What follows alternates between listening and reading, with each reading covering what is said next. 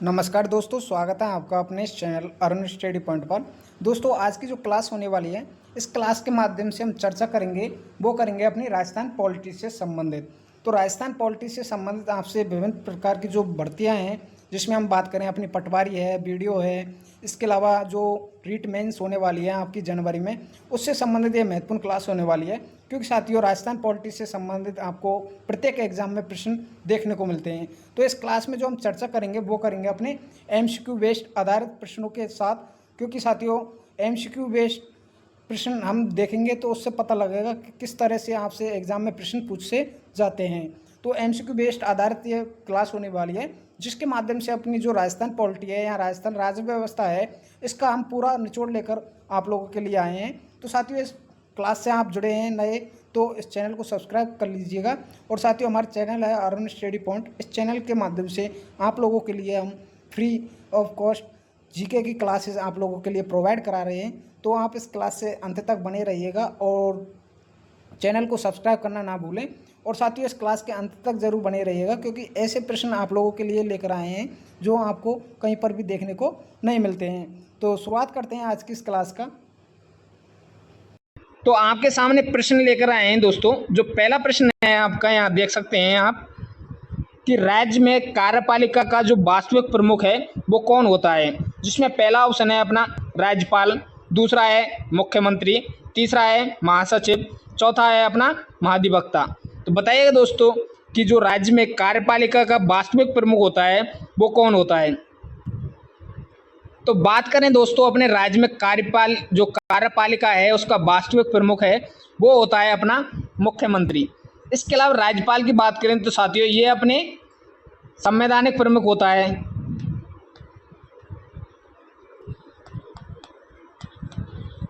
यानी जो कार्यपालिका का संवैधानिक प्रमुख कौन होता है, अपना राज्यपाल। इसके अलावा महासचिव की बात करें तो साथियों, ये होता है अपना प्रशासनिक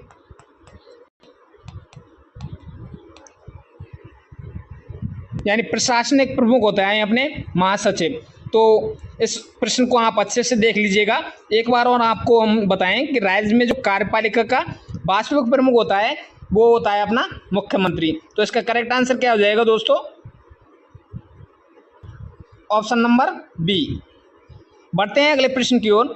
अगला प्रश्न है दोस्तों आपके सामने कि जो राज्यपाल की नियुक्ति का प्रावधान है वो किस देश से लिया गया है। जिसमें पहला ऑप्शन है अपना ऑस्ट्रेलिया, दूसरा है रूस, तीसरा है यूएसए और चौथा है कनाडा। तो बताइएगा साथियों, जो राज्यपाल की नियुक्ति का प्रावधान है वो किस देश से लिया गया है। तो साथियों, हम उससे पहले हम जो प्रश्न का उत्तर देखें उससे पहले हम बताएं, जो राज्यपाल है इसका हमें भाग 6 में उल्लेख देखने को मिलता है। भाग 6 में हमें उल्लेख देखने को मिलता है। इसके अलावा साथियों, जो राज्यपाल है ये एक प्रकार से केंद्र का एजेंट होता है। क्या होता है दोस्तों, केंद्र का एजेंट। और इसमें हम बात करें अनुच्छेद हैं राज्यपाल से संबंधित, वो हमें पढ़ने पड़ते हैं। अनुच्छेद 153 से लेके 162 तक। जिसमें हम बात करें साथियों, जो विभिन्न प्रकार से आपसे प्रश्न पूछे जाते हैं कि अनुच्छेद 153 में किसका उल्लेख है। तो अनुच्छेद 153 की बात करें तो साथियों, इसमें जो उल्लेख है हमें देखने को मिलता है वो मिलता है अपना प्रत्येक राज्य का एक राज्यपाल होगा। वो हमें कहाँ देखने को मिलता है, अनुच्छेद नंबर 153 में। इसके अलावा इसी तरह आपसे प्रश्न पूछे जाते हैं जो हम आगे डिस्कस करने वाले हैं। तो बात करें दोस्तों इस प्रश्न के उत्तर की कि राज्यपाल की नियुक्ति का प्रावधान किस देश से लिया गया है।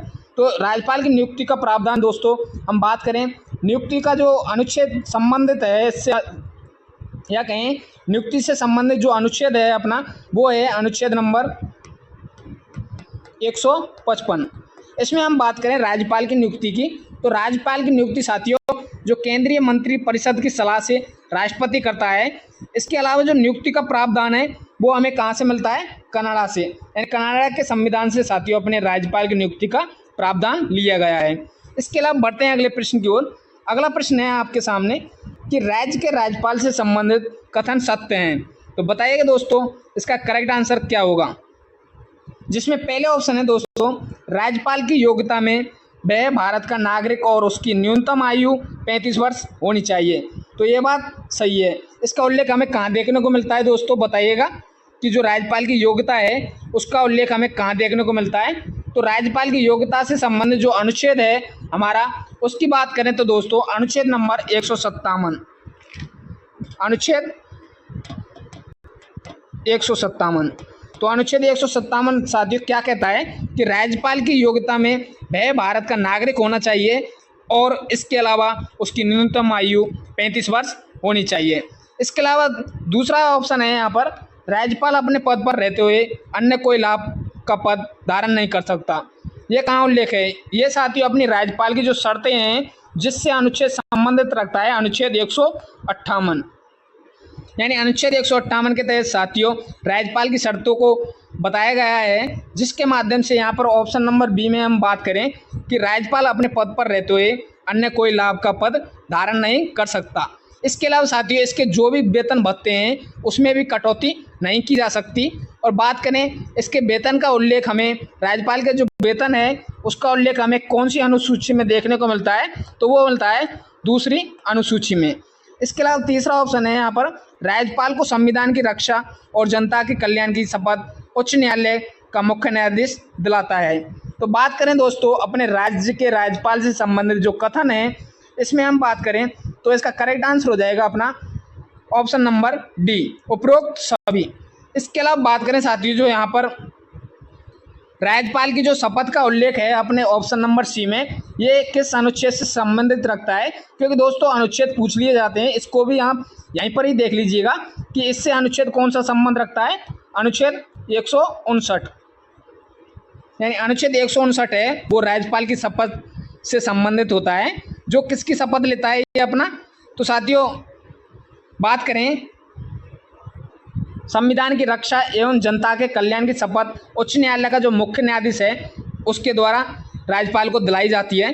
तो इसको आप राज्य के जो राज्यपाल हैं उससे संबंधित आपसे यही प्रश्न पूछे जाते हैं ज़्यादातर, और इससे बाहर हम और नहीं बता सकते। आप यहाँ पर कहें इससे बाहर आपको प्रश्न पूछे नहीं जा सकते, क्योंकि यही प्रश्न आपसे हर बार एग्जाम में रिपीट होते हैं। इसी तरह अगले प्रश्न की ओर बढ़े हम। अगला प्रश्न है दोस्तों, राज्य का ऐसा राज्यपाल, क्या है दोस्तों प्रश्न? राज्य का ऐसा राज्यपाल जिसका अपने पद पर रहते हुए निधन नहीं हुआ हो। तो बताइएगा दोस्तों इसका करेक्ट आंसर क्या होगा कि जो राज्य का ऐसा राज्यपाल का नाम बताना है जिसका अपने पद पर रहते हुए निधन नहीं हुआ हो। तो इसमें करेक्ट आंसर की बात करें साथियों, अपने पहला ऑप्शन है यहाँ पर दरबारा सिंह। तो दरबारा सिंह की बात करें साथियों, इनका अपने पद पर रहते हुए 1998 ईस्वी में निधन होता है। कब होता है? 1998 ईस्वी में। इसके अलावा प्रभा राव की बात करें तो साथियों ये एकमात्र ऐसी महिलाएं हैं जिनका राज्यपाल के पद पर रहते हुए निधन हुआ था। तो इनका निधन होता है अपना प्रभा राव का 2010 ईस्वी में। शैलेंद्र कुमार सिंह की बात करें तो दोस्तों शैलेंद्र कुमार सिंह का जो निधन होता है वो होता है अपना 2009 ईस्वी में। इसके अलावा जो गुरमुख निहाल सिंह है इसका करेक्ट आंसर हो जाएगा ऑप्शन नंबर डी। गुरमुख निहाल सिंह की बात करें साथियों, इनका शासन काल होता है अपना 1956 से लेके 1962 ईस्वी, यानी जो सर्वाधिक कार्यकाल हो, जो राज्यपालों में सर्वाधिक कार्यकाल है वो अपना कौन का है? गुरमुख निहाल सिंह का। इसके अलावा बात करें राज्य का ऐसा राज्यपाल जिसके अपने पद पर रहते हुए निधन हुआ था, तो ऐसे साथियों अपने 4 राज्यपाल हैं, जिसमें पहले हैं दरबारा सिंह, दूसरे हैं अपने निर्मल, जो अपना बात करें 2003 में उनकी डेथ हुई थी, वो हैं अपने, उनका नाम है निर्मल चंद्र जैन, जिनकी साथियों 2003 में डेथ होती है। इसके अलावा शैलेंद्र कुमार सिंह हो जाएंगे तीसरे, और चौथे हो जाएंगे अपनी प्रभा राव जो महिला थी। इसके अलावा बढ़ते हैं अगले प्रश्न की ओर दोस्तों। अगला प्रश्न है आप लोगों के सामने कि निम्न में से राज्य के मुख्यमंत्री संबंधित कथन सत्य हैं। तो आपसे मुख्यमंत्री से भी संबंधित प्रश्न पूछे जाते हैं एग्जाम में, तो इसका कारक जो सही उत्तर है आपको बताना है। इसमें पहला ऑप्शन है दोस्तों, मुख्यमंत्री एवं मंत्रिपरिषद राज्यपाल के प्रसाद पर्यंत कार्य करती है एवं इनकी नियुक्ति भी राज्यपाल के द्वारा की जाती है। इसके अलावा दूसरा ऑप्शन है अपना, राजस्थान में अधिकतम 30 मंत्री एवं न्यूनतम 12 मंत्री होना आवश्यक है। और सी है इसमें मुख्यमंत्री के वेतन एवं भत्तों का उल्लेख अनुसूची 2 में जो कि विधानमंडल द्वारा निर्धारण किया जाता है। इसके अलावा ऑप्शन नंबर डी है इसमें उपरोक्त तीनों। तो बताइएगा दोस्तों इसका करेक्ट आंसर क्या होगा?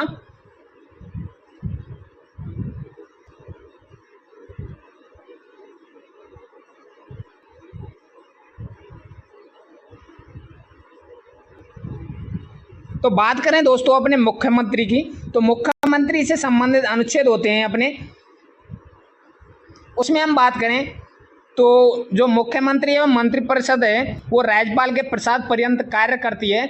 ये हमें कहाँ देखने को मिलता है, तो बताइएगा दोस्तों इसका जो करेक्ट आंसर है वो क्या होगा पहले। तो इसका करेक्ट आंसर हो जाएगा साथियों अपना ऑप्शन नंबर डी, यानी उपरोक्त सभी। जैसे हम बात करें यहाँ पर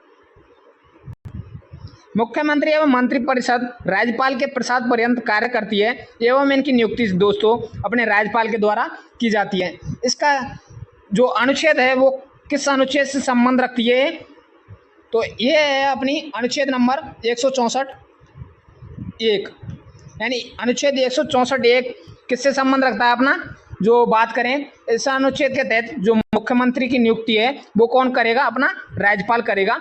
इसके अलावा दूसरा है यहाँ पर राजस्थान में अधिकतम 30 मंत्री एवं न्यूनतम 12 मंत्री होना आवश्यक है। तो ये अपने कहाँ पर निर्धारित की गई है, तो दोस्तों हम बात करें यहाँ पर इससे संबंध अनुच्छेद है वो है अपना अनुच्छेद 164(1) और क किससे संबंधित है, ये राजस्थान में अधिकतम 30 मंत्री होंगे। 30 मंत्री की बात करें दोस्तों इसमें एक मुख्यमंत्री भी शामिल है, यानी अधिकतम होते हैं 29 मंत्री और एक मुख्यमंत्री। न्यूनतम की बात करें साथियों अपने ये होते हैं 11 मंत्री और एक अपने जो मुख्यमंत्री हैं, मुख्यमंत्री को भी इसमें शामिल किया गया है। जिसमें हम बात करें अपनी जो विधानसभा सीट हैं, विधानसभा सीटें साथियों अपने राजस्थान की 200, जिसमें इनको क्या है 15% चाहिए, यानी जो विधानसभा की सीटों का 15% है मुख्यमंत्री सहित होगा वो, यानी अधिकतम संख्या 15% है। तो 15% निकालेंगे हम यहाँ पर,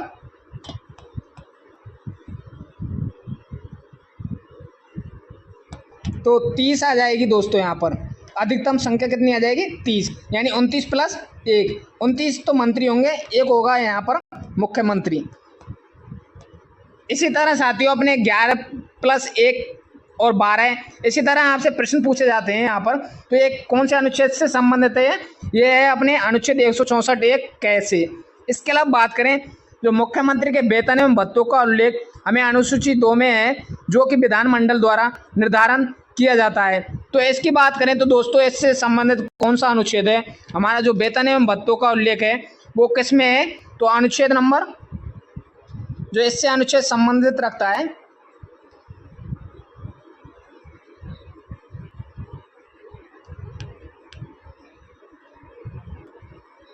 अनुच्छेद 164(5), ये किससे संबंध है साथियों अपने जो मंत्रियों के वेतन एवं भत्ते हैं उसका उल्लेख हमें कहाँ देखने को मिलता है, अनुच्छेद 164(5) में।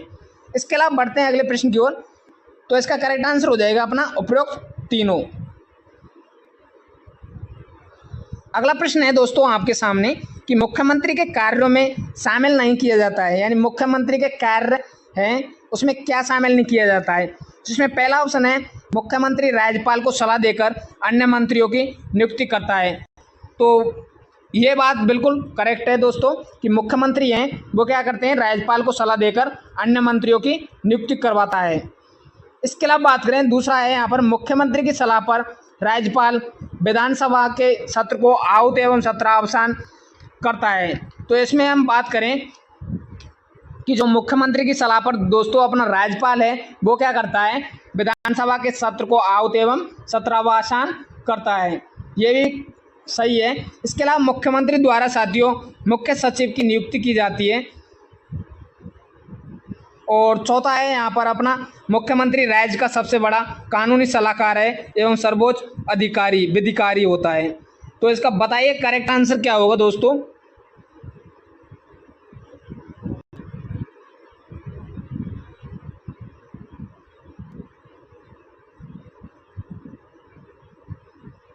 तो इसके करेक्ट आंसर की बात करें तो दोस्तों इसका करेक्ट आंसर हो जाएगा अपना ऑप्शन नंबर डी, यानी मुख्यमंत्री राज्य का सबसे बड़ा कानूनी सलाहकार एवं सर्वोच्च विधिकारी होता है।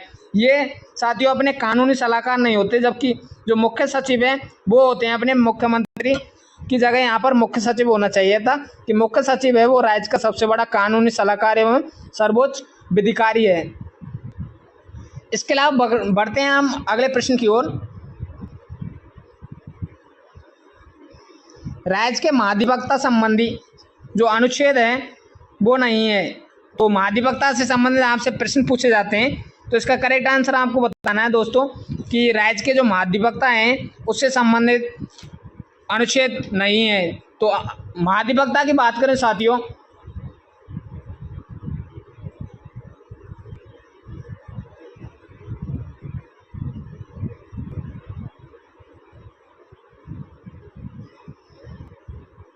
सॉरी दोस्तों, यहाँ पर जो हमने बताया था आपको, मुख्य सचिव यानी जो राज्य का सबसे बड़ा कानून सलाहकार एवं सर्वोच्च विधिकारी है वो कौन होता है? अपना महाधिवक्ता, न कि महासचिव। इसके अलावा राज्य के महाधिवक्ता संबंधी अनुच्छेद नहीं है, तो इसमें हम बात करें साथियों, महाधिवक्ता है वो अनुच्छेद 165 से संबंध रखता है। इसके अलावा अनुच्छेद 177 है वो भी अपने महाधिवक्ता से संबंधित है। इसके अलावा बात करें अनुच्छेद 194, ये भी अपने महाधिवक्ता से संबंधित है। अनुच्छेद 165 की बात करें तो साथियों, इसमें जो है अपना महाधिवक्ता का उल्लेख है, जिसमें हम बात करें यह एक समान, जो अनुच्छेद 165 है इसमें लिखा हुआ है कि यह एक संवैधानिक पद है और ये राज्य सरकार का क्या होता है? अपना सर्वोच्च विधिकारी।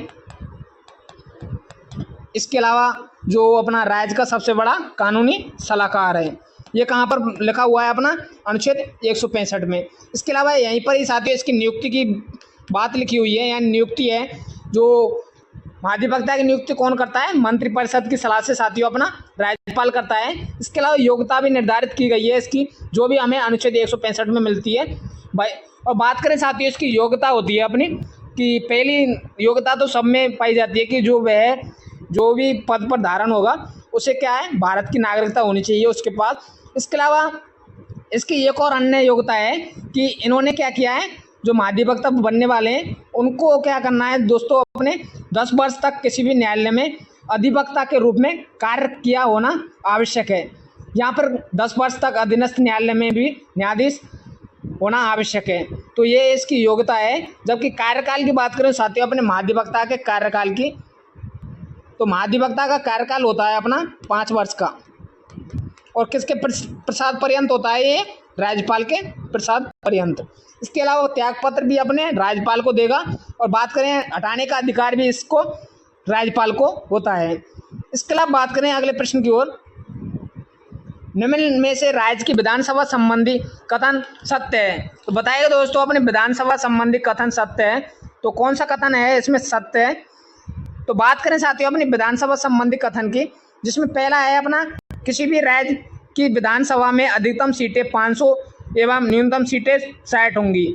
इसके अलावा दूसरा है यहाँ पर, विधानसभा के सदस्यों का कार्यकाल है वो पद ग्रहण की तारीख से 5 वर्ष का होगा। इसके अलावा तीसरा है, विधानसभा के सदस्यों की न्यूनतम आयु है वो 25 वर्ष होनी चाहिए। तो बताइए दोस्तों इसका करेक्ट आंसर क्या होगा?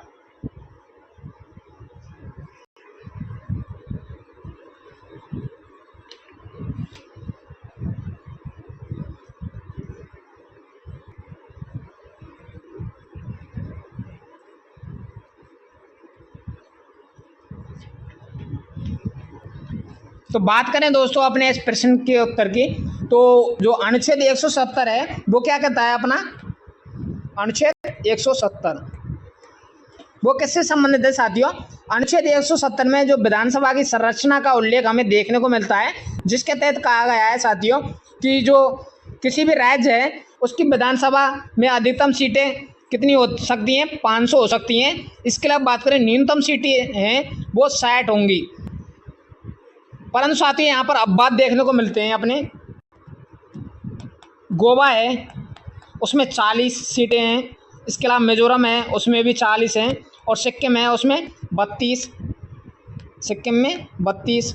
इसके अलावा दोस्तों हम यहाँ पर और बात करें, जो पुडुचेरी है उसमें 30 सीटें मिली हैं। ये न्यूनतम का अपवाद है। इसके अलावा बात करें राजस्थान की कुल विधानसभा सीटें होती हैं अपनी 200। इसको आप याद रखिएगा क्योंकि एग्जाम में ये भी पूछ लिया जाता है। तो इसका उल्लेख हमें कौन से अनुच्छेद में देखने को मिलता है? अनुच्छेद नंबर 170। तो अनुच्छेद 170 किससे संबंधित है? अपना कि जो विधानसभा की संरचना है उसका उल्लेख हमें अनुच्छेद 170 में देखने को मिलता है। इसके अलावा विधानसभा के सदस्यों का कार्यकाल पद ग्रहण की तारीख से 5 वर्ष का होगा। तो कार्यकाल की बात करें साथियों, यह अपने अनुच्छेद 171 से 172 से संबंधित है, यानी जो कार्यकाल है इनका वो अनुच्छेद 172 में पड़ता है। और बात करें विधानसभा के सदस्यों की जो न्यूनतम आयु है वो कितनी होगी अपनी 25 वर्ष। तो आयु की बात करें साथियों, जो योग्यता है वो अपने अनुच्छेद 173 में निर्धारित की गई है। अनुच्छेद 173 में इसमें बात की गई है साथियों, जो विधानसभा है उसकी न्यूनतम आयु 25 वर्ष होनी आवश्यक है। इसके अलावा भारत का नागरिक होना आवश्यक है। तो ये जो अपनी बात करें योग्यताएं हैं उससे संबंधित अनुच्छेद कौन सा हो जाएगा अपना अनुच्छेद 173। तो इसके करेक्ट आंसर की बात करें साथियों, उपरोक्त सभी इसका ऑप्शन नंबर डी इसका करेक्ट आंसर हो जाएगा। आगे बात करें अगले प्रश्न की। निम्न में से राज्य की विधानसभा में अस्थायी अध्यक्ष के रूप में सृजित पद प्रोटेम स्पीकर का क्या कार्य होता है। तो यहाँ पर दोस्तों हम बात करें, जो विधानसभा में एक अस्थायी अध्यक्ष बनाए जाते हैं जिसे हम प्रोटेम स्पीकर के नाम से जानते हैं। तो आपको बताना है दोस्तों कि जो प्रोटेम स्पीकर है उसका क्या कार्य होता है। तो प्रोटेम स्पीकर का आपका कार्य बताना है। यहाँ पर जो पहला ऑप्शन दिया गया है वो है अपना विधानसभा अध्यक्ष व उपाध्यक्ष का सदस्यों में जो सदस्य होते हैं अपने विधानसभा के उसमें से अध्यक्ष व उपाध्यक्ष का चयन करता है। दूसरा है राज्यपाल का प्रतिनिधि बनकर विधानसभा के सभी सदस्यों का जो सभी सदस्य हैं उनको शपथ दिलाता है। तो बात करें साथियों अपने प्रोटेम स्पीकर की, इसे राज्यपाल द्वारा वरिष्ठता के आधार पर साथियों विधानसभा सदस्यों में से नियुक्त किया जाता है। किसके द्वारा किया जाता है, अपना राज्यपाल के द्वारा। और साथियों ये राज्यपाल का प्रतिनिधि बनकर जो विधानसभा के सभी सदस्य हैं उनको शपथ दिलाता है। और बात करें जो अध्यक्ष और उपाध्यक्ष का भी चयन अपना कौन करता है, प्रोटेम स्पीकर। तो इसका करेक्ट आंसर हो जाएगा अपना उपरोक्त दोनों। बात करें साथियों अपने राज्य की पहली विधानसभा के प्रोटेम स्पीकर कौन बने थे। तो बात करें साथियों अपनी पहली विधानसभा के प्रोटेम स्पीकर की, तो आपको बताना है इसमें पहला ऑप्शन है संग्राम सिंह, दूसरा है गुलाब चंद कटारिया, तीसरा है जीसी कासलीवाल, चौथा है महेंद्र सिंह सिंघवी। तो बताइए साथियों कि जो पहली विधानसभा के प्रोटेम स्पीकर हैं वो कौन बने थे। तो पहली विधानसभा के प्रोटेम स्पीकर रहे थे अपने संग्राम सिंह। पहली विधानसभा के प्रोटेम स्पीकर कौन थे, संग्राम सिंह। तो इसका ऑप्शन नंबर ए इसका करेक्ट आंसर हो जाएगा। जबकि बात करें साथी जो अपनी 15वीं विधानसभा है, 15वीं विधानसभा उसके प्रोटेम स्पीकर कौन बने थे अपने, वो बने थे गुलाब चंद कटारिया। इसके अलावा साथियों आपको याद रखना है कि सर्वाधिक बार जो प्रोटेम स्पीकर बनने वाले व्यक्ति कौन थे, वो थी अपनी पूनम चंद बिश्नोई। ये कितनी बार बनी दोस्तों, अपने 3 बार प्रोटेम स्पीकर के पद पर बैठी थी। इसके अलावा साथियों आपसे प्रश्न पूछे जाते हैं अगले, यहाँ पर आप देख सकते हैं एक और बार इसको कि राज्य की पहली विधानसभा है उसके प्रोटेम स्पीकर कौन बने थे। तो पहली विधानसभा थी उसके प्रोटेम स्पीकर बने थे अपने संग्राम सिंह। इसके अलावा जो वर्तमान में जो प्रोटेम स्पीकर हैं वो कौन है, अपने गुलाब चंद कटारिया। एक मिनट दोस्तों, सॉरी दोस्तों, आगे बात करें हम यहाँ पर देख सकते हैं जीसी कासलीवाल हैं, ये कौन है। तो जीसी कासलीवाल की बात करें साथियों ये राजस्थान के प्रथम महाधिवक्ता थे। प्रथम महाधिवक्ता कौन हो जाएंगे अपने, जीसी कासलीवाल। इसके अलावा महेंद्र सिंह सिंघवी की बात करें साथियों ये अपने राजस्थान के वर्तमान महाधिवक्ता हैं, राजस्थान के वर्तमान महाधिवक्ता। बढ़ते हैं अगले प्रश्न की ओर दोस्तों। अगला प्रश्न है आप लोगों के सामने कि निम्न में से उच्च न्यायालय संबंधी कथन सही है। तो आपको कथन सही बताना है, इसमें से कौन सा कथन है वो सही है। जिसमें पहला ऑप्शन है अपना कि उच्चतम न्यायालय अनुच्छेद 129 के तहत एवं उच्च न्यायालय अनुच्छेद 215 के तहत अभिलेख न्यायालय है, परंतु अधीनस्थ न्यायालय अभिलेख न्यायालय नहीं है। यानी जो अधीनस्थ न्यायालय है वो अभिलेख न्यायालय नहीं है। तो ये बात बिल्कुल करेक्ट है दोस्तों कि उच्चतम न्यायालय है वो किसके तहत है, अनुच्छेद 129 के तहत। इसके अलावा जो उच्च न्यायालय है वो अनुच्छेद 215 के तहत अभिलेख न्यायालय बताया गया है, परंतु अधीनस्थ न्यायालय है उसे अभिलेख न्यायालय नहीं कहा गया है। यह हमें कहाँ उल्लेख देखने को मिलता है? जो अपने अनुच्छेद उच्चतम न्यायालय की बात करें तो ये देखने को मिलता है अपना अनुच्छेद 129 में। इसके अलावा उच्च न्यायालय की बात करें तो ये मिलता है अपना अनुच्छेद 215। उच्चतम न्यायालय दोस्तों अपना सुप्रीम कोर्ट होता है। इसके अलावा उच्च न्यायालय की बात करें तो दोस्तों ये अपना हाई कोर्ट होता है। इसके अलावा दूसरा ऑप्शन है यहाँ पर, उच्च न्यायालय का गठन एक मुख्य न्यायाधीश एवं अन्य न्यायाधीशों को मिलाकर किया जाता है। तो उच्च न्यायालय के गठन की बात करें साथियों, एक मुख्य न्यायाधीश एवं अन्य न्यायाधीशों को मिलाकर किया जाता है। यह हमें कहाँ देखने को मिलता है? तो बताइएगा दोस्तों, ये कहाँ पर देखने को मिलता है हमें? तो इसकी बात करें साथियों, हमें अनुच्छेद 216 है। ये किससे संबंध रखता है? अनुच्छेद 216।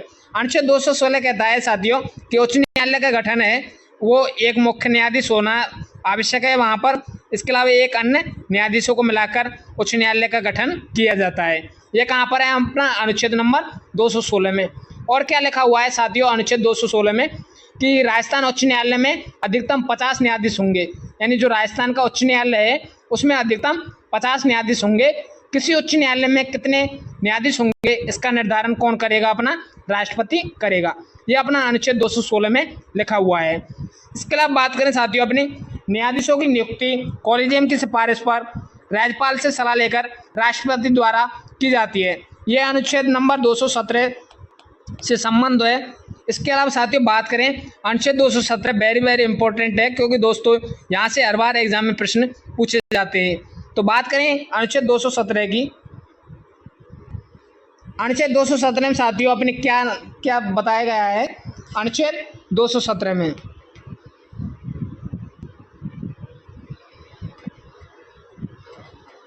अनुच्छेद 217 की बात करें साथियों, इसमें न्यायाधीशों की नियुक्ति इसके अलावा जो राष्ट्रपति नियुक्ति कौन करेगा? अपना न्यायाधीशों की नियुक्ति वो करेगा अपना राष्ट्रपति, और कॉलेजियम की सिफारिश पर करेगा और राज्यपाल से सलाह लेकर करेगा। तो अपनी नियुक्ति का प्रावधान अपने अनुच्छेद 217 में है न्यायाधीशों की। इसके अलावा योग्यता भी इसकी है, वो भी अपनी अनुच्छेद 217 से संबंधित है। योग्यता भी अनुच्छेद 217 से संबंधित है, जिसमें योग्यता बताई गई है कि ये योग्यता है कि भारत का नागरिक होना आवश्यक है। दूसरी है 10 वर्ष तक महाधिवक्ता का कार्य, जो मुख्य न्यायाधीश है उसकी बात कर रहे हैं दोस्तों हम, कि 10 वर्ष तक महाधिवक्ता का कार्य किया गया हो इसके द्वारा। इसके अलावा 10 वर्ष अधीनस्थ न्यायालय में न्यायाधीश रहा हो। ये तमाम है अपनी जो अनुच्छेद 217 से संबंध रखती हैं। इसके अलावा यहाँ पर करेक्ट आंसर की बात करें, निम्न में से उच्च न्यायालय संबंधी कथन सही हैं, तो ये तीनों कथन हैं वो करेक्ट हैं। इसके अलावा इसका ऑप्शन नंबर डी इसका करेक्ट आंसर हो जाएगा, उपरोक्त सभी। अगले प्रश्न की ओर बढ़ें तो अगला प्रश्न है दोस्तों आपके सामने कि निम्न में से अनुच्छेद 217 से संबंधित नहीं है, जो एग्जाम में कई बार पूछा जा चुका है दोस्तों ये प्रश्न, क्योंकि ये प्रश्न हर बार एग्जाम में आता है, तो इसको आप अच्छे से देख लीजिएगा। इसमें हम बात करें साथियों, इसके तहत उच्च न्यायालय के न्यायाधीशों की नियुक्ति कॉलेजियम की सिफारिश पर राज्यपाल से सलाह करके राष्ट्रपति द्वारा की जाएगी। ये कथन सत्य है। इसके अलावा बात करें साथियों अपने उच्च न्यायालय के मुख्य न्यायाधीश हैं, वे अन्य न्यायाधीशों की शपथ दिलाने का अधिकार किसको है? अपना राज्यपाल को है।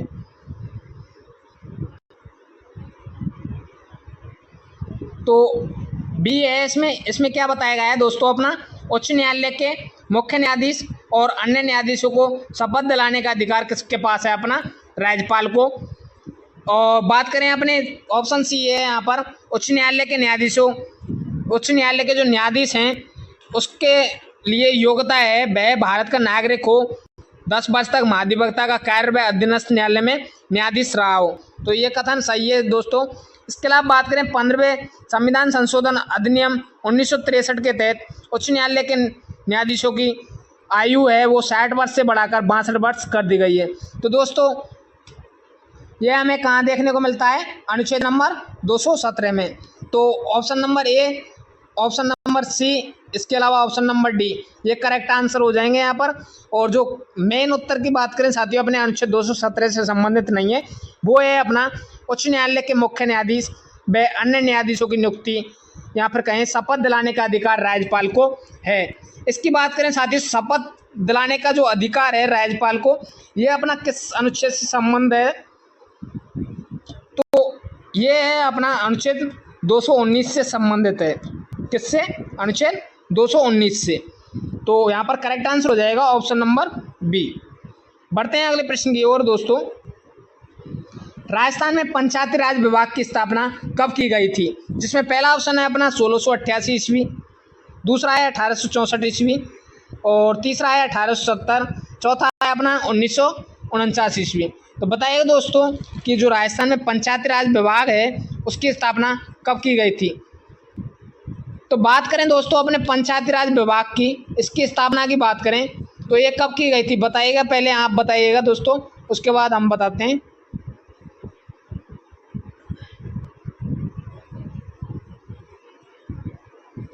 तो यहाँ पर दोस्तों हम पहले देखें कि जो 1688 है, 1688 किससे संबंध रखता है? ये बात करें 1688 की, तो सबसे पहले अंग्रेजों द्वारा साथियों सितंबर 1688 में जो मद्रास है वहाँ पर नगर निगम की स्थापना की गई थी। किसकी दोस्तों? अपनी नगर निगम की। एंड सर्वप्रथम नगर निगम की स्थापना अंग्रेजों द्वारा की गई थी। और कब की गई थी? सितंबर 1688 ईस्वी में। इसके अलावा बात करें 1864 ईस्वी की, तो साथियों 1864 ईस्वी किससे संबंध है? ये 1864 की बात करें साथियों, 1864 किससे संबंध है अपना कि जो माउंट आबू में नगर पालिका की स्थापना की गई थी। नगर पालिका की स्थापना, नगर पालिका की स्थापना कहाँ की गई थी साथियों? अपनी माउंट आबू में। और कब की गई थी? 1864 ईस्वी में। इसके अलावा 1870 की बात करें तो दोस्तों यहाँ पर 1870 में क्या हुआ था, इसको भी आप याद रखिएगा कि जो लॉर्ड मेयो है, लॉर्ड मेयो ये अंग्रेज अधिकारी थे दोस्तों, इनके द्वारा क्या किया गया था? विकेंद्रीकरण का प्रस्ताव लेकर आए थे। तो विकेंद्रीकरण से संबंधित कौन हो जाएंगे? अपने लॉर्ड मेयो। ये किससे, कब की बात है दोस्तों अपनी?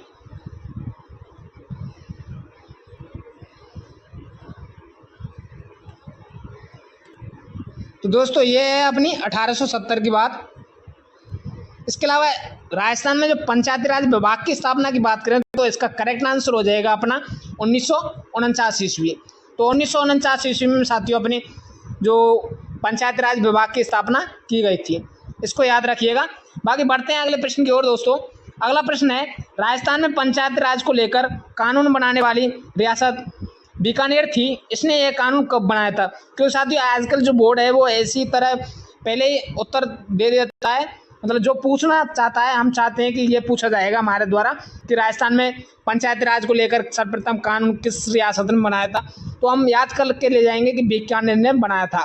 परंतु वो आजकल बोर्ड घुमाकर प्रश्न पूछने लग गया है, तो इसको भी आप अच्छे से देख लीजिएगा कि राजस्थान में पंचायती राज को लेकर कानून बनाने वाली रियासत बीकानेर थी, इसने यह कानून कब बनाया था? जिसमें पहला ऑप्शन है 1938 ईस्वी, दूसरा है 1928 ईस्वी, तीसरा है 1953 ईस्वी और चौथा है 1952 ईस्वी। तो बताइएगा दोस्तों इसका क्या करेक्ट आंसर होगा? तो 1938 ईस्वी की बात करें साथियों, यहाँ पर जयपुर रियासत थी।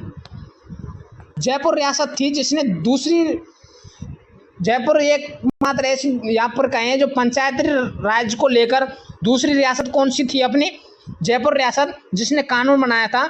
इसके अलावा 1928 ईस्वी की बात करें तो दोस्तों अपनी राजस्थान की पहली रियासत बीकानेर थी, जिसने 1928 ईस्वी में अपना कानून, पंचायती राज संबंधी कानून बनाया था। इसके अलावा बात करें 1953 ईस्वी में, तो 1953 ईस्वी में क्या हुआ था दोस्तों?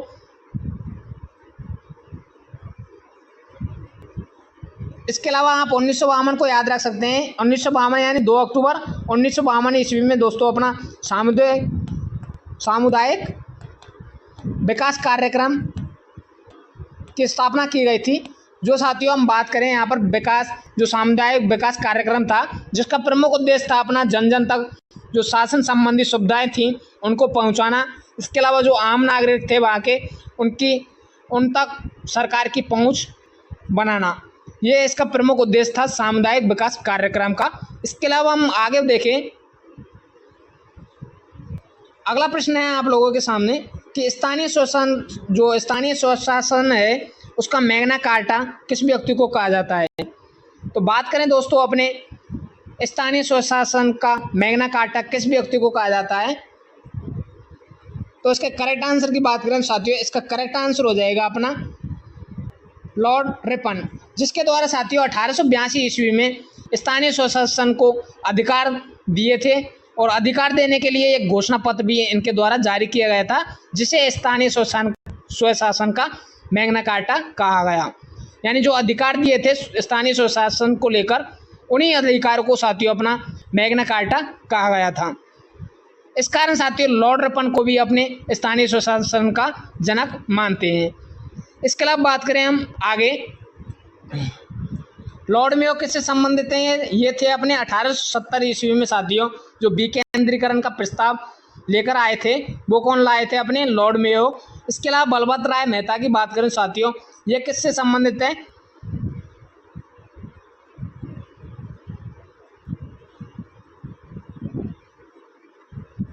बताइए दोस्तों, बलवंत राय मेहता हैं, ये किससे संबंधित हैं।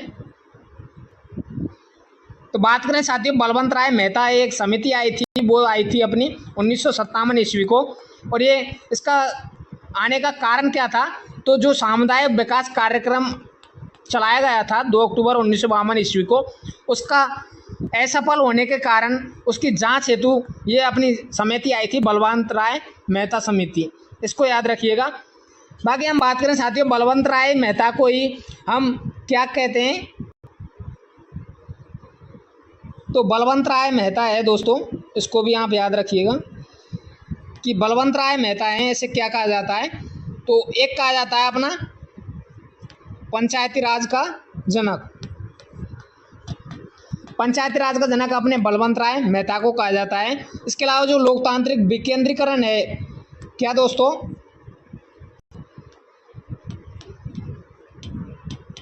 लोकतांत्रिक विकेंद्रीकरण,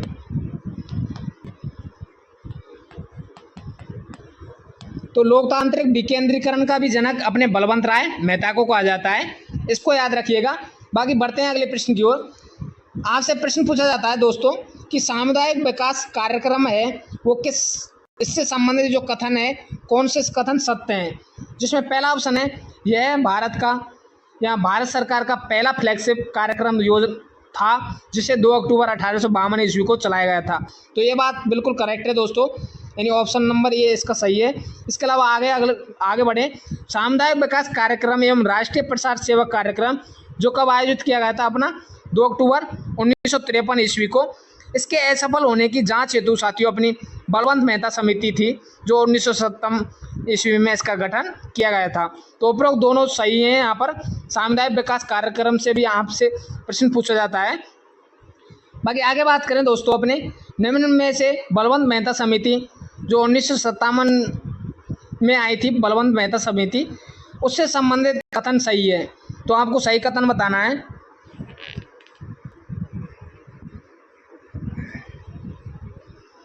तो इसमें पूछा गया है दोस्तों, इस समिति को 1957 ईस्वी में योजना आयोग द्वारा गठित किया गया था।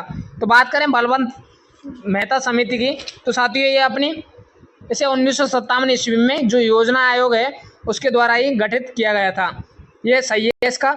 इसके अलावा बात करें, इस समिति ने सिफारिश की पंचायती राज को त्रिस्तरीय प्रणाली में लागू किया जाए। तो साथियों त्रिस्तरीय प्रणाली में लागू करने की बात भी अपनी किसने की थी, जो बलवंत मेहता समिति है। इसके अलावा इसके तहत 2 अक्टूबर 1959 ईस्वी को नागौर के बगदौरी गांव में पंचायती राज का शुभारंभ किया गया था। तो इसी समिति के तहत दोस्तों अपने सर्वप्रथम 2 अक्टूबर 1959 ईस्वी को बागौर के बगदौरी गांव में पंचायती राज का शुभारंभ किया गया था। तो ऑप्शन नंबर डी उपरोक्त में से कोई नहीं।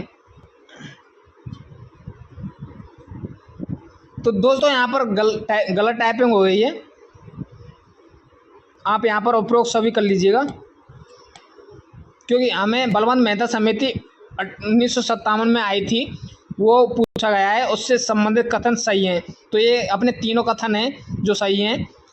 तो दोस्तों बताइएगा, अगला प्रश्न आपके सामने है कि जो पंचायती राज है, एक मिनट दोस्तों, पंचायती राज व्यवस्था को लागू करने वाला भारत का पहला राज्य कौन सा है?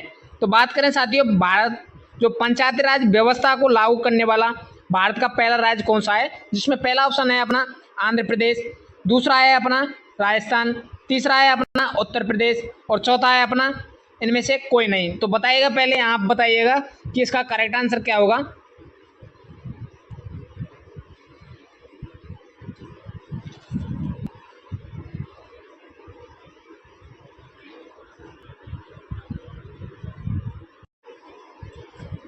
तो दोस्तों इसके करेक्ट आंसर की बात करें तो इसका करेक्ट आंसर हो जाएगा अपना राजस्थान। इसके अलावा दूसरे पर साथियों अपना आंध्र प्रदेश ने किया था। आंध्र प्रदेश ने कब किया था? ये किया था अपना 11 अक्टूबर 1959 ईस्वी को। बढ़ते हैं अगले प्रश्न की ओर दोस्तों।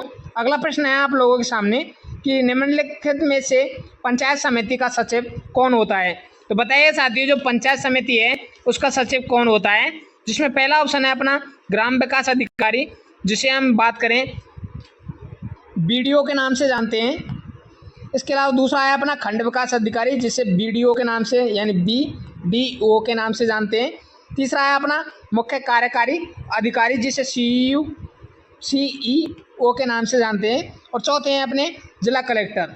तो बताइए साथियों कि पंचायत समिति का सचिव कौन होता है? तो बात करें साथियों अपनी पंचायत समिति के सचिव की, तो ये होते हैं अपने खंड विकास अधिकारी। इसके अलावा ग्राम विकास अधिकारी की बात करें साथियों, ये किसके सचिव होते हैं अपने? ये होते हैं अपने ग्राम पंचायत के। और मुख्य कार्यकारी अधिकारी होते हैं जिला परिषद के सचिव, जिला परिषद के। तो दोस्तों इससे संबंध में आपसे प्रश्न पूछे जाते हैं, तो इसको आप सचिव ही याद रखिएगा। बाकी हम बात करें यहाँ पर जो इसका करेक्ट आंसर हो जाएगा, तो इसके करेक्ट आंसर की बात करें तो दोस्तों इसका करेक्ट आंसर हो जाएगा यहाँ पर खंड विकास अधिकारी, यानी ऑप्शन नंबर बी इसका करेक्ट आंसर हो जाएगा। बाकी आगे देखें, पंचायती राज को संवैधानिक मान्यता कब प्राप्त हुई थी?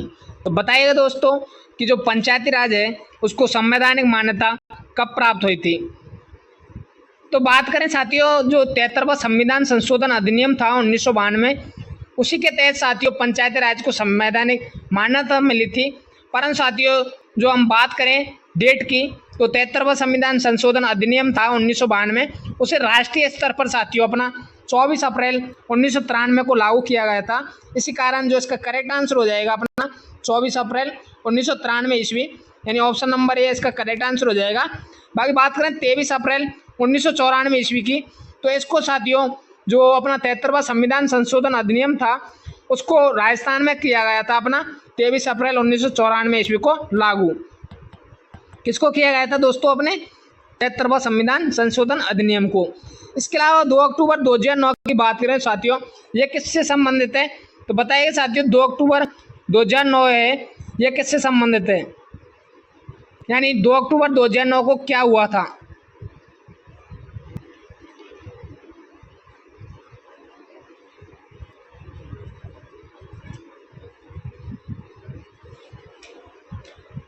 तो दोस्तों आप याद रखिएगा कि पंचायती राज को संवैधानिक मान्यता कब प्राप्त हुई थी?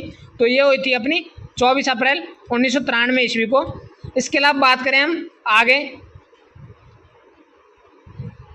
पंचायतों का गठन संबंधी प्रावधान किस अनुच्छेद में है? तो बताइए साथियों पंचायतों का जो गठन है वो उससे संबंधित कौन से अनुच्छेद हैं जो गठन से संबंधित हैं?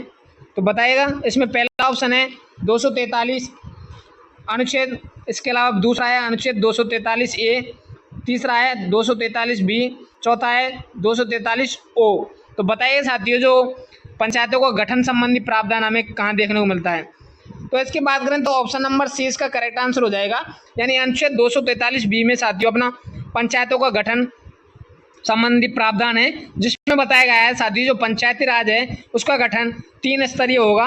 परंतु 73वां संविधान संशोधन अधिनियम था 1992 में, उसके तहत साथियों इस बात का उल्लेख है, यानी जो संविधान संशोधन अधिनियम हुआ था 1992 ईस्वी, इसके तहत बताया गया है, जो उल्लेख किया गया है कि इस बात का भी आवश्यक है, मानते हैं हम त्रिस्तरीय गठन होगा पंचायती राज का। परंतु दोस्तों यहाँ पर यदि 20 लाख से कम जनसंख्या है, यानी बात करें हम, सीधी सी बात है दोस्तों यहाँ पर कि 73वां संविधान संशोधन अधिनियम आया था 1992 ईस्वी में। उसके तहत क्या प्रावधान किए गए थे? वो किए गए थे, यदि किसी राज्य की साथियों 20 लाख से कम जनसंख्या है तो वहाँ पर कौन सा पंचायती राज का गठन किया जाएगा? वो किया जाएगा अपना द्विस्तरीय। जबकि यदि 20 लाख से अधिक जनसंख्या है वहाँ पर हम त्रिस्तरीय पंचायत राज का गठन करेंगे। इसके अलावा हम यहाँ पर और देखें तो दोस्तों 243 ये है, ये किससे संबंधित है? तो अनुच्छेद 243 ये है, ये किससे संबंधित है अपना? ये है अपना ग्राम सभा, यानी जो ग्राम सभा है उसका उल्लेख हमें अनुच्छेद 243 ये में देखने को मिलता है। 243 में क्या मिलता है अपना कि जो ग्राम है, इसके अलावा ग्राम पंचायत, पंचायत क्षेत्र, जिला, ग्राम सभा, इन सभी की परिभाषाओं का उल्लेख हमें अनुच्छेद 243 में देखने को मिलता है। इसके अलावा बात करें साथियों, हमने जो पंचायती राज का अध्ययन करते हैं वो करते हैं हम अनुच्छेद 243 से लेके अनुच्छेद 243 ओ तक। इसको भी आप अच्छे से याद रखिएगा। जो बात करें हम, जो अंतिम अनुच्छेद था अपना 243 ओ, उसमें हम क्या प्रावधान है 243 ओ में, तो बात करें अनुच्छेद 243 ओ की, उसमें जो न्यायपालिका है उसका हस्तक्षेप नहीं होगा पंचायती राज में। तो ये अपना अनुच्छेद 243 ओ संबंधित है। बाकी हम बात करें अगले प्रश्न की। राजस्थान में राज्य सचिवालय की स्थापना 13 अप्रैल 1949 को जयपुर में की गई थी।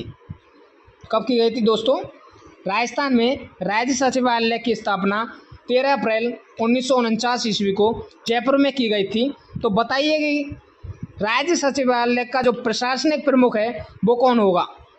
तो देखो दोस्तों किस तरह से घुमा के प्रश्न पूछा गया है यहाँ पर कि राजस्थान में राज्य सचिवालय है उसकी स्थापना कब की गई थी? इसकी स्थापना 13 अप्रैल 1949 ईस्वी को की गई थी। परंतु जो आपको क्या बताना है यहाँ पर कि राज्य सचिवालय है उसका प्रशासनिक प्रमुख कौन होता है? तो बताइएगा दोस्तों इसका करेक्ट आंसर क्या होगा। तो बात करें राज्य सचिवालय का प्रशासनिक प्रमुख की, तो साथियों ये कौन होता है अपना? ये होता है अपना मुख्य सचिव। जबकि जो अपना राज्य निदेशालय होता है उसका सचिव कौन होता है? निदेशक। और बात करें मुख्यमंत्री, ये हमने देखा वास्तविक प्रमुख होता है कार्यपालिका का। तो इसके करेक्ट आंसर की बात करें तो करेक्ट आंसर हो जाएगा ऑप्शन नंबर बी, यानी मुख्य सचिव है वो प्रशासनिक प्रमुख होता है। इसके अलावा बढ़ते हैं अगले प्रश्न की ओर। अगला प्रश्न है दोस्तों, निम्न में से राज्य सचिवालय के जो मुख्य सचिव होता है उससे संबंधी कथन सही हैं? तो बताइएगा दोस्तों इसका करेक्ट आंसर क्या होगा। जिसमें पहला है, मुख्य सचिव के पद की शुरुआत 1799 ईस्वी में सर्वप्रथम लॉर्ड बेलेजली के समय हुई। ये कथन सही है दोस्तों। इसके अलावा यह राज्य का सर्वोच्च प्रशासनिक अधिकारी होता है जो राज्य सचिव का मुखिया होता है। ये भी बात सही है दोस्तों। इसके अलावा इसकी सेवानिवृत्ति की आयु 60 वर्ष होती है, जबकि जो कार्यकाल होता है वो निश्चित नहीं होता क्योंकि यह मुख्यमंत्री के प्रसाद पर्यंत कार्य करता है। ये भी बात सही है। तो इसका करेक्ट आंसर हो जाएगा उपरोक्त सभी। इसके अलावा दोस्तों हम बात करें, जो मुख्य सचिव है इनका उल्लेख हमें कहाँ कहाँ देखने को मिलता है, इसको भी हमें आवश्यक है याद करना। तो बात करें जो अपना मुख्य सचिव की, तो साथियों इसके अलावा हम यहाँ पर अगले प्रश्न की बात करें तो अगला प्रश्न है आपके सामने कि राजस्थान के प्रथम मुख्य सचिव कौन थे? तो बताइएगा दोस्तों अपने राजस्थान के प्रथम मुख्य सचिव कौन थे? जिसमें पहला ऑप्शन है SD उज्ज्वल, दूसरा है अपना कुशल सिंह, तीसरा है के राधाकृष्णन, चौथा है भगवंत सिंह मेहता। तो बताइएगा दोस्तों जो मुख्य सचिव है, जो प्रथम मुख्य सचिव है वो कौन है?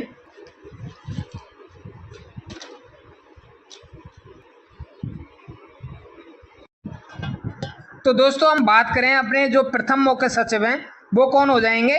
के राधाकृष्णन। तो ऑप्शन नंबर सी इसका करेक्ट आंसर हो जाएगा। जबकि बात करें साथियों हम यहाँ पर जो हैं अपने SD उज्ज्वल, कुशल सिंह और भगवंत सिंह मेहता। ये कौन है दोस्तों? तो भगवंत सिंह मेहता की बात करें साथियों, ये प्रथम राजस्थानी मुख्य सचिव रहे थे। कौन दोस्तों? प्रथम राजस्थानी, यानी प्रथम राजस्थानी कौन थे? मुख्य सचिव भगवंत सिंह मेहता। इसके अलावा बात करें साथियों, ये राज्य सरकार द्वारा नियुक्त प्रथम मुख्य सचिव भी थे। इसके अलावा जो भगवंत सिंह मेहता हैं वो उनका ही सर्वाधिक कार्यकाल है, वो भी अपना भगवंत सिंह मेहता का है। इसके अलावा बात करें हम यहाँ पर एच डी उज्ज्वल की, तो एच डी उज्ज्वल साथियों ये पहले कार्यवाहक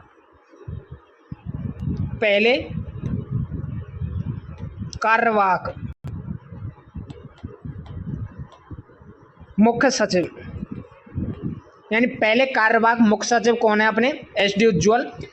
इसके अलावा बात करें दोस्तों हम अगले प्रश्न की। अगला प्रश्न है आप लोगों के सामने कि जो राज्य निर्वाचन आयोग है उसका गठन कब हुआ था? जिसमें पहला ऑप्शन है 17 जून 1994 ईस्वी, दूसरा है 24 अप्रैल 1994 ईस्वी, इसके अलावा तीसरा है 1 जुलाई 1994 ईस्वी, चौथा है 1 अप्रैल 1995 ईस्वी। तो बताइए साथियों, जो राज्य निर्वाचन आयोग है उसका गठन कब हुआ था?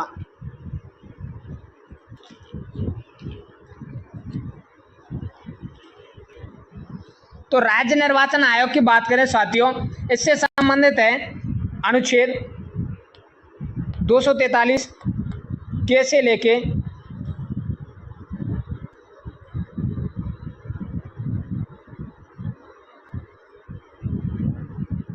अनुच्छेद 243 जेड, ये अपने राज्य निर्वाचन आयोग से संबंधित है।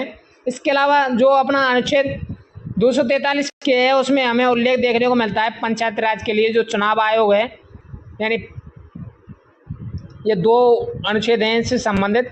इसके अलावा बात करें अपने राज्य निर्वाचन आयोग है उसका प्रमुख कार्य क्या होता है कि स्थानीय निकाय होते हैं उनमें चुनावी कार्य करवाना। बात करें अब राज्य निर्वाचन आयोग की, यह एक संवैधानिक निकाय होता है।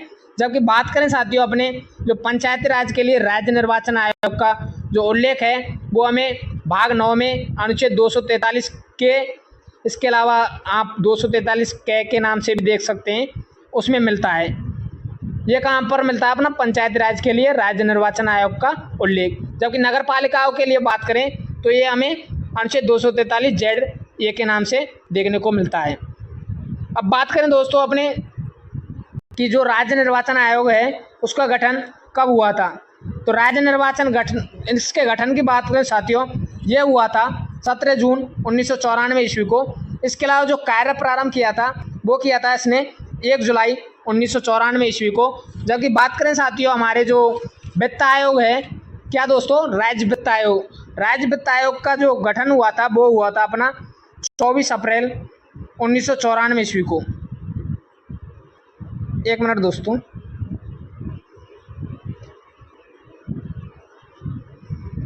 चौबीस अप्रैल 1994 ईस्वी को राज्य वित्त आयोग का गठन हुआ था।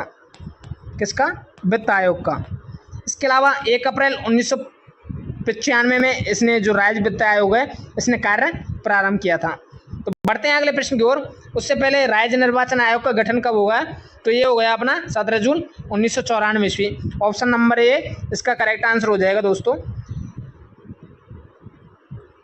अगला प्रश्न है आप लोगों के सामने कि राजस्थान में वर्तमान में जो राज्य निर्वाचन आयोग है उसके आयुक्त कौन है? तो बताइए साथियों, वर्तमान में राज्य निर्वाचन आयोग के आयुक्त हैं वो कौन है?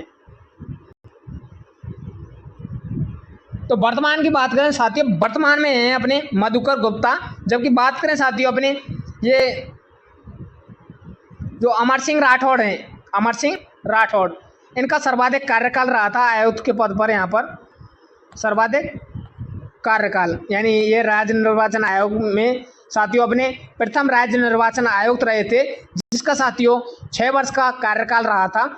इसके अलावा न्यूनतम कार्यकाल की बात करें साथियों, ये किसका था? अपना नेकराम भसीन का न्यूनतम कार्यकाल। तो इसका करेक्ट आंसर क्या हो जाएगा? वर्तमान में कौन है? अपनी Madhukar Gupta. Option number B इसका करेक्ट आंसर हो जाएगा। बाकी बढ़े अगले प्रश्न की ओर। राज्य वित्त आयोग के प्रथम अध्यक्ष कौन थे? तो बताइए दोस्तों, जो राज्य वित्त आयोग है उसके प्रथम अध्यक्ष कौन थे? तो राज्य वित्त आयोग के प्रथम अध्यक्ष की बात करें तो साथियों ये थे अपने कृष्ण कुमार गोयल। जबकि बात करें साथियों यहाँ पर हीरालाल देवपुरा की, ये एकमात्र मुख्यमंत्री थे जो अध्यक्ष भी रहे थे, इसके अलावा ज्योति किरण की बात करें साथियों, ये एकमात्र महिला अध्यक्ष रही थी राज्य वित्त आयोग में। इसके अलावा प्रद्युमन सिंह की बात करें तो वर्तमान में कौन है अपने राज्य वित्त आयोग के अध्यक्ष? प्रद्युमन सिंह, इसको याद रखिएगा। बाकी आगे देखें अगले प्रश्न की, राजस्थान लोक सेवा आयोग का गठन कब हुआ था? तो बताइए दोस्तों, राजस्थान लोक सेवा आयोग है उसका गठन कब हुआ था? तो बात करें राजस्थान लोक सेवा आयोग के गठन की, तो दोस्तों इसका गठन हुआ था अपना 22 दिसंबर 1949 ईस्वी को। इसके अलावा बात करें यहाँ पर 20 अगस्त 1949 ईस्वी को क्या हुआ था? तो साथियों जो 16 अगस्त 1949 ईस्वी को जो तात्कालिक राज प्रमुख रहे थे मानसिंह सेकंड, कौन दोस्तों? मानसिंह सेकंड। इन्होंने क्या किया था? अध्यादेश जारी किया था आरपीएससी के गठन को लेकर, और 20 अगस्त 1949 ईस्वी को अध्यादेश है वो प्रभावी हो जाता है, और 22 दिसंबर 1949 ईस्वी को ये क्या करता है? अपना कार्य प्रारंभ कर देता है। तो इसका करेक्ट आंसर हो जाएगा अपना 22 दिसंबर 1949 ईस्वी। ऑप्शन नंबर ए इसका करेक्ट आंसर हो जाएगा। बाकी बात करें हम आगे अगले प्रश्न की, राजस्थान लोक सेवा आयोग के प्रथम अध्यक्ष कौन रहे हैं? जिसमें पहला ऑप्शन है एस के घोष, दूसरा है देवीशंकर तिवारी, तीसरा है अपना संजय कुमार क्षेत्रीय, और चौथा है अपना पीएस यादव। तो बताइए दोस्तों इसका करेक्ट आंसर क्या होगा कि जो राजस्थान लोक सेवा आयोग है उसके प्रथम अध्यक्ष आपको बताना है।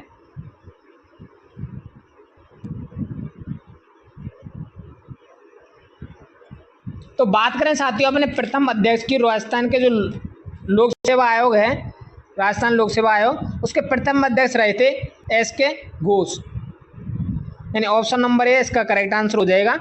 इसके अलावा बात करें साथियों हम यहाँ पर देवीशंकर तिवारी की, तो ये कौन रहे थे? देवीशंकर तिवारी ये साथियों आरपीएससी के सर्वाधिक कार्यकाल वाले अध्यक्ष रहे थे, यानी सर्वाधिक कार्यकाल किनका था? अपना देवीशंकर तिवारी का। इसके बाद संजय कुमार क्षेत्रीय की बात करें साथियों, ये आरपीएससी के वर्तमान अध्यक्ष हैं,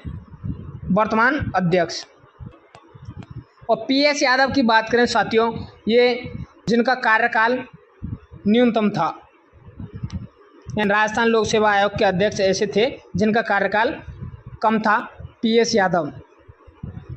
इसके अलावा राज्य मानवाधिकार आयोग का गठन कब हुआ था? तो बताइए साथियों जो राज्य मानवाधिकार आयोग है उसका गठन कब हुआ था?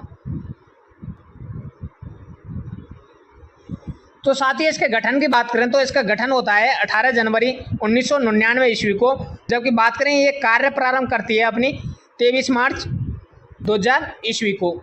इसके अलावा हम बात करें और जो यहाँ पर 13 अप्रैल 2006 को क्या होता है? तो दोस्तों 13 अप्रैल 2006 की बात करें तो 13 अप्रैल 2006 में जो राज्य सूचना आयोग है, क्या अपनी राज्य सूचना आयोग, उसका गठन होता है। और बात करें राज्य सूचना आयोग का गठन साथियों अपना होता है 13 अप्रैल 2000 ईस्वी को, और ये कार्य प्रारंभ करती है अपनी 18 अप्रैल 2006 को। तो इसको भी आप याद रखिएगा कि 18 अप्रैल 2006 को साथियों अपनी राजस्थान राज्य सूचना आयोग है वो कार्य करती है। और राज्य सूचना आयोग की बात करें साथियों इसका मुख्यालय बना हुआ है अपना जयपुर में, जबकि राज्य मानवाधिकार आयोग के मुख्यालय की बात करें तो ये कहाँ पर है अपना दोस्तों?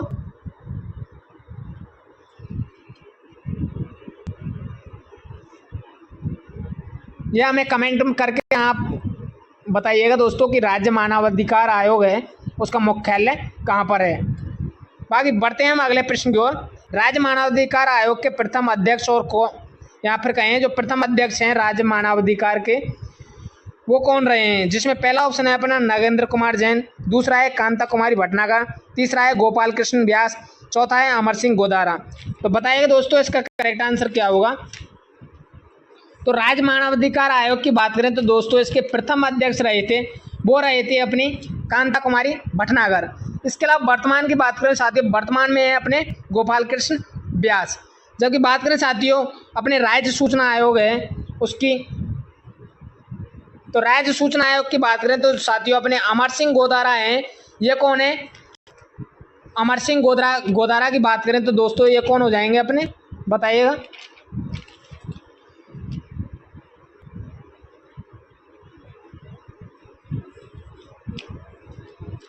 एक मिनट दोस्तों। तो साथियों अमर सिंह गोदारा की बात करें तो अमर सिंह गोदारा कौन हो जाएंगे, ये प्रथम कार्यवाहक अध्यक्ष, यानी राज्य मानवाधिकार आयोग है उसके प्रथम कार्यवाहक अध्यक्ष कौन हो जाएंगे अपने, अमर सिंह गोदारा। जबकि बात करें साथियों अपने गोपाल कृष्ण व्यास की, तो ये कौन है अपने वर्तमान में, जो गोपाल कृष्ण व्यास हैं वो मानवाधिकार आयोग के अध्यक्ष हैं, इसको याद रखिएगा।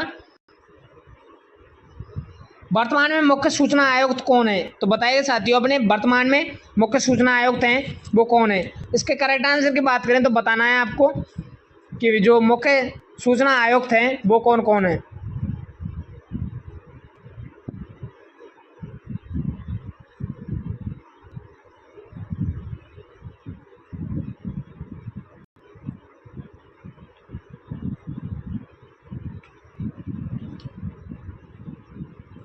तो साथियों हम यहाँ पर बात करें एमडी कोरानी, टी श्रीनिवासन, देवेंद्र भूषण गुप्ता, इसके अलावा सुरेंद्र कुमार चौधरी, ये चारों की चारों साथियों अपने मुख्य सूचना आयुक्त रहे हैं।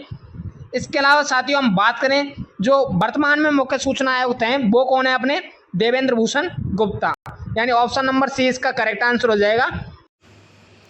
तो दोस्तों ये था अपना राजस्थान पॉलिटी का संपूर्ण निचोड़, जिसमें हमने चर्चा की अपनी एमसीक्यू बेस्ड आधारित प्रश्नों के साथ। उसमें हमने तमाम राजस्थान पॉलिटी का हमने अध्ययन किया है। तो हम उम्मीद करते हैं आपको हमारा ये पढ़ाने का तरीका अच्छा लगा होगा। और साथियों इस क्लास की जो महत्वपूर्ण भूमिका है वो आपको एग्ज़ाम में देखने को मिलेगी, किस तरह से आपको एग्ज़ाम में प्रश्न हूबहू देखने को मिलेंगे। तो हम उम्मीद करते हैं दोस्तों आपको हमारी क्लास अच्छी लगी होगी। अच्छी लगी हो तो दोस्तों हमारी इस क्लास को लाइक करिएगा और जितना हो सके आप अपने दोस्तों तक इस क्लास को शेयर करिएगा। तो मिलते हैं इसी तरह हम अपने आने वाली वीडियोज़ में। तब तक के लिए साथियों जय हिंद जय भारत।